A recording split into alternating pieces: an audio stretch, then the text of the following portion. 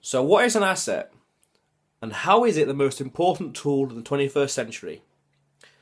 This is a lesson that I slowly developed and learned over the past probably year and a half or so. It's one of those lessons where it's easy to understand but a little difficult to master because it's a tiny bit abstract and it's open for so much interpretation. So an asset is anything that puts money into your pocket, whether you work or not, and whether you're awake or not, and whether or not you go to work. An asset puts money into your pocket 24/7, automatically, regardless of what you do. You set it up once, and you can get paid forever.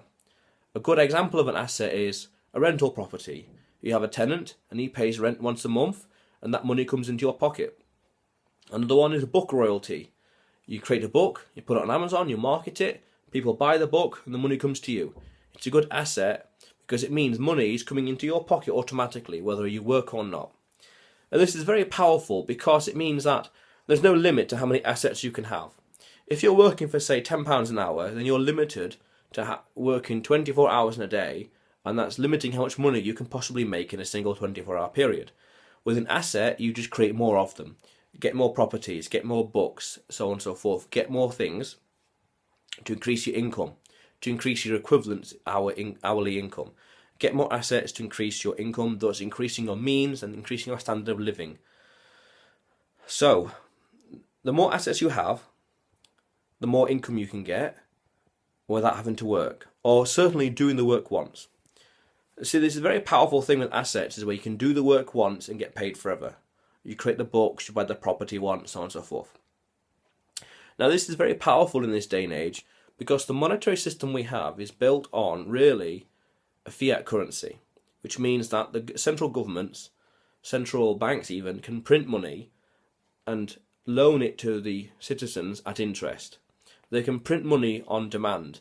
So that means that you are working for an hourly wage, and that wage, as a monetary note or a unit of exchange, is printed on demand. So that means that you've got to separate time from income. Because money can be printed on demand and it's not what's called gold-backed and gold-backed currency, it can be printed. So if a central government wants to borrow an extra billion, they can issue bonds, and the bonds are created by the central bank, and thus they create the money. It's not built around increasing value or increasing productivity, which is what business and private enterprise is all about. Because you've got a government that can print money on will, you've got to work potentially exponentially harder to earn the same amount of income as what you would have had to earn, say, 10 years ago. This is what inflation is. Inflation is expansion of the money supply. Imagine one day it starts raining £10 notes. On day one, people will be rejoiced. But over time, they'll be rejoiceful, but over time, there'll be so many £10 notes, people will be using it as wallpaper and sweeping out the house. The more there is of something, the less valuable it is. And that's what's happening with the current economic system, where you have money printed on demand. An asset, however, is essentially your way, almost like a license to print money. The more assets you have, the more money that comes to you automatically. So examples of assets, good ones is property, rental income, dividends from stocks, especially blue chips. They're established companies that have got good cash flow. Book royalties, you can have interest payments from peer-to-peer lending and peer-to-peer mortgages. Those are some basic ones. So this is why it's easy to master, because an asset is something that puts money into your pocket.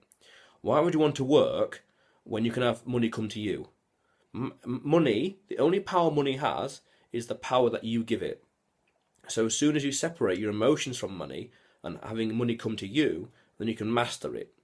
So as soon as you start to have money come to you, it frees up your time to do other things in your life. So you can pursue the arts, pursue theatre or science or something creative. You want to separate your time from money, and that's doable through assets. So some other good examples of assets. So okay, this is why it's easy to learn, because an asset put money in your pocket, but it's difficult to master because there's so many different kinds of assets out in the world. It's a matter of finding the one that you're competent with and you're happy to do. You're happy to create. If you're an author and you're happy to create fictional works or non-fictional work, then great. Keep doing that. Keep creating more works. Keep marketing it. Keep selling it. It's just a way of, it's a matter of finding ways of creating money automatically. And in the internet world now, you can create a small business, do something very quick and easy online, and you can sell to the entire world. So this is why an asset is very powerful today, because you want to separate time from money. And having an asset with the underlying principle of doing the work once and getting paid forever as a standard, as a benchmark, you can be able to create and find different kinds of assets in the world that puts money into your pocket. Because you want to separate time from money. As soon as you do that, as soon as you are working for money, you are limiting yourself to how much money you can make in a single day. And when people talk about how, standard of living, if you're limited to how much money you can make in a single 24-hour period, you're really restricting the opportunity you have in life.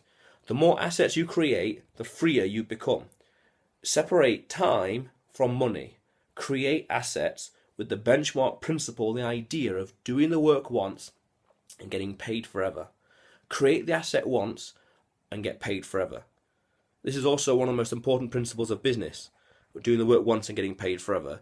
Other two really, is to be happy and be competent, which I covered earlier.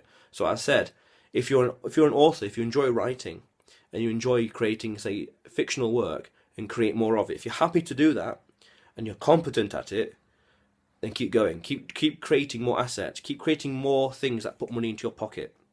Because if you're not happy, you'll be upset. You won't enjoy yourself. You won't be satisfied. And if you're not competent, you won't see results. You won't see, you won't get rewarded. You'll struggle to perform. And you can do anything you want as long as you're happy and competent. Even work, as long as you're happy and competent, that's fine. We're all different.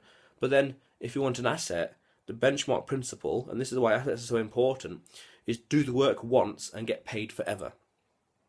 And people talk about live within your means.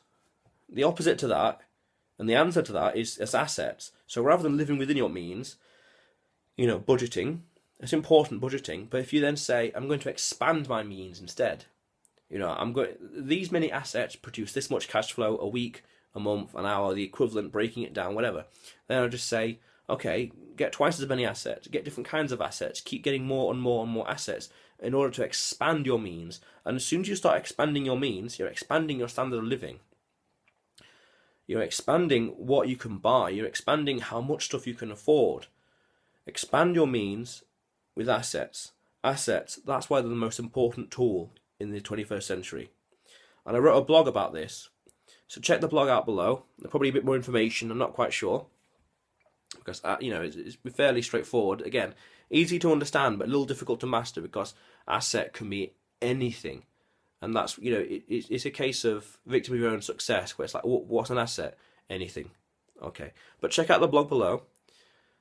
Subscribe if you haven't already. There is so much more to come, so much more ideas, so much more cutting edge stuff to come. Subscribe, more to come. How cool is that?